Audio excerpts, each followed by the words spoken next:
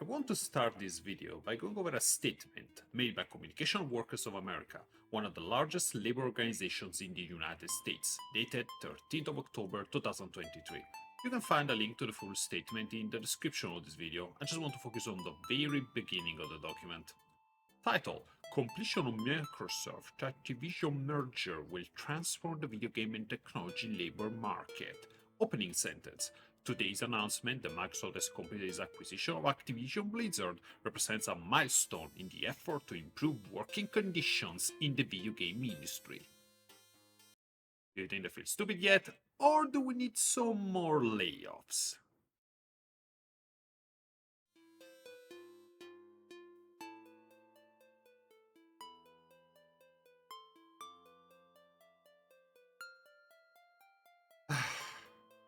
I'd been planning a proper debut, lore, and a video for the lore and everything, but budget is limited, so it's time, and it seems like the gaming industry can't go 3 days without something happening, so the heck with it. Say hi to VTuber Papa!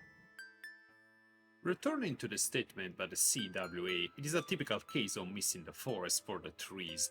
Their celebration was about the fact that in the acquisition of Activision Blizzard, Microsoft had agreed to a legally binding labor neutrality agreement, meaning that, unlike Activision, they would allow workers to unionize without fear of repercussion. The post quotes praise from employees at ZeniMax, aka the parent company of Bethesda, who has also been acquired by Microsoft, declaring, "During our union organizing campaign, Microsoft was true to its word. We were able to decide for ourselves, and no one faced any retaliation for supporting the union." 8 months later, the egg is very much on their faces, as those very same employees who should have rejoiced about this new era were laid off en masse in January 2024, and just a few days ago, Microsoft struck again, mostly at Bethesda-controlled properties this time, in a new round of layoffs that also shut down a number of studios. Among these are Arcane Austin, creators of Dishonored and the Prey reboot, and Tango Gameworks, creators of Evil Within, Ghostwire Tokyo, and worst of all, Hi-Fi Rush. Let me add here that I'm absolutely not anti-union. Most of my family is union, and we are an European socialist household. Unions are important and everyone should unionize in any industry. But unionizing is just the first step. What really matters is how you use the power of a union after formation, because at the end of the day, corporations are always going to prioritize profits, and the more resources they have, the more means they have to go around your back.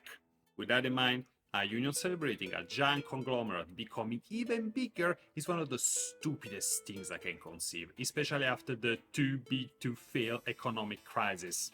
Returning to the firings, they're just the latest in a string of mass layoffs that has been plaguing the industry for more than 12 months now. The number of people affected number in the tens of thousands from all over the world, from the US to the UK to Poland. The question is, how did we get here? And I don't mean just why all the firings. That is mainly because of overhiring that happened during the COVID-19 pandemic, when people literally couldn't leave their homes and as such had much more time to game on their hands. I mean, how did we get to the point that most of the big companies in the industry believe that trend would continue forever? Even after people would be able to, leave their bedrooms again? To put it in simple terms, as I doubt most of you are into finance, the answer lies in the way companies nowadays attract and keep investors and the promises they make of exponential growth of constant profit. In layman's terms, if you invest in your company, we promise that not only will you always see a return, but returns will be bigger every time. This is the reason why we've seen things like Take-Two firing people in a year of record profits, because of these insane promises built on arbitrary metrics, most of which are unknown to the general public and the workers, making the consequences unpredictable. We're at the point where developers are literally unable to properly gauge the safety of their job. Tango Gameworks made one of the most critically acclaimed games of last year, and they still were shut down. The quality of the work is no longer assurance of job stability, and that is insane.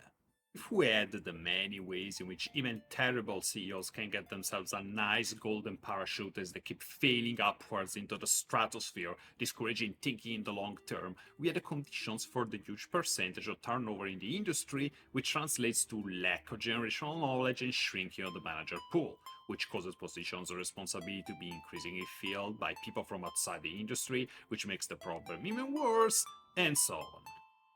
So, in conclusion, we have an industry filled with bad managers and CEOs selling impossibilities to their investors, basing their decisions on unknown indicators, among which output of a job you do is not included. Honestly, would I would want to work in an industry like that?